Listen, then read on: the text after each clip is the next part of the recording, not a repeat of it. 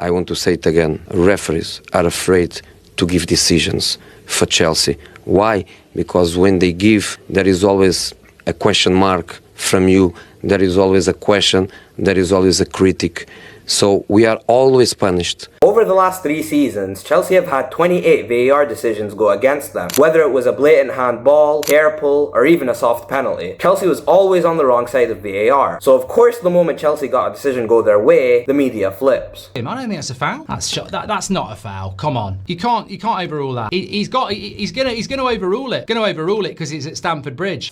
Disgusting. Absolutely disgusting. I'm outraged by that. That is absolutely disgusting. This fucking game in the Premier League, because this is rubbish. So today we're going through all the times VAR screwed Chelsea. And because I don't want to make this video go on forever, we're only going to use moments from the last 3 seasons. In the 23-24 season, away at Villa, Chelsea score a 94th minute winner. Badiashile slightly shoulder barges an Aston Villa player and crosses it to Disasi to score a goal. Even though the ref seen this on the pitch clear as day, he didn't think it was a foul. He didn't miss it. He seen it and he allowed play to carry on and the goal was scored. And on top of that, none of the Villa players even complained. They just went on as is. But the VAR room decided to send the referee back to review a decision that was already seen on field and deemed wasn't bad enough, which is something we're gonna get back to later. And of course, the goal was disallowed and the game ended as a 2-2 draw. Chelsea versus West Ham in the 22-23 season was also another incident that VAR screwed over Chelsea. The game was 1-1. Gallagher takes a shot in the box in the 88th minute, and Souček thought he was a goalkeeper and stops the ball with his hands. Stopped a young Conor Gallagher from getting his first goal for his club. All had the same reaction when we were watching the game, was like, okay, he's just going to overturn this. What a great goal that's going to be. Josh King, first goal for Fulham in the Premier League. Young boy spoiling that moment, and we were just like, I can't believe that's actually happened. Based on that alone, that was enough for them to give a penalty. Surely there's a penalty and Chelsea could go on to win this game. Nothing was given. They brushed it off to the side and they were like, nah, we're not giving that. In fact, they didn't even send the referee back to VAR. That's the funny part. And in that same season, while Chelsea were leading 2-1 in stoppage time against Spurs, Romero blatantly pulled Cucurella's hair during a corner. Romero should have been sent off, and Chelsea should have won 2-1. But Anthony Taylor, he saw nothing wrong with that hair pull, and VAR, despite having multiple slow motion replays, chose not to intervene. But when the roles are reversed, suddenly the same thing doesn't apply. And the referee that was on VAR duties that game later on came out and said, and I quote, "I didn't want to send Anthony Taylor back to the screen because he's a mate, and I didn't want to give him any more grief than he already had." What the hell does that even mean? But still, even after this incident, this blatant robbery, the PGMOL didn't even say a word. Pundits just went on with their day as is, and this whole situation was just quickly forgotten about. And the season after that, when Chelsea played Man City in the semi-finals of the FA Cup, Jack Grealish clearly touched the ball with his hands during Palmer's free kick. Chelsea players protested, but Michael Oliver wasn't even sent to check VAR. And just last season, when Chelsea played City at home in the opening game of the Premier League, Kovacic had his arm where it definitely shouldn't have been, but Anthony Taylor gave nothing. Any other game that gets given, but since it's Chelsea, of course it's not. No pundit came out questioning this. Where was the outrage? Chelsea should have gotten an apology for this. But like we always do, we took it on the chin and we kept going. That same season, Chelsea versus Bournemouth, Cucurella gets his hair pulled on a dangerous counter. The referee actually gets sent to look at it at VAR, but he says, nope, I'm not giving a red, and he ends up giving a yellow instead. Even though Cucurella had his hair pulled twice last season, and on both occasions, the players were sent off for it. But apparently that day, the ref just didn't feel like giving a red card. And again, that same season, Delap was one-on-one with Jorgensen. He dives while he was already slipping, and Jorgensen didn't even touch him, but it was still given as a penalty. So after all of this, why would Chelsea fans care if we got 1 or 2 decisions our way? We've deserved it.